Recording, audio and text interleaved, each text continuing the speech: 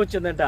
ఆ వెలుగు ఉండెను, ఆ వెలుగు ఈ లోకానికి వచ్చెను, ఆ వెలుగు వచ్చుచుండగాని అనేకులను వెలిగించెను అనే మాట ధ్యానం చేస్తున్నప్పుడు కనుక ఈ లోకమంతా ఆదాములు అవ్వలు చేసిన దోషాన్ని బట్టి చీకటి కమ్మబడినటువంటి ఈ లోకము మరలా తిరిగి వెలుగుని సంతరించుకునే అవకాశం లేకుండా కొన్ని వందల వేల సంవత్సరాలు మానవాళి పాపం అనేటువంటి బానిసత్వంలో, పాపం అనేటువంటి భారమైన జీవితాన్ని అనుభవిస్తూ, శాపం అనేటువంటి జీవితాన్ని అనుభవిస్తూ ఎన్నో రకరకాల భయంకరమైనటువంటి శ్రమలు, వ్యాధులు, రకరకాల తెగుళ్ళ చేత మానవులు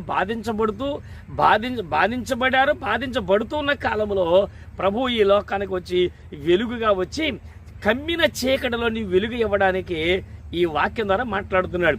ఈ వాక్యం రాసి కొన్ని వేల సంవత్సరాలు అయింది. యేసు ప్రభు వచ్చే 2024 ఏండ్లు. ఆయనకంటే ముందు 600-700 సంవత్సరాల క్రితం రాయబడి సుమారుగా 3000 సంవత్సరాల క్రితం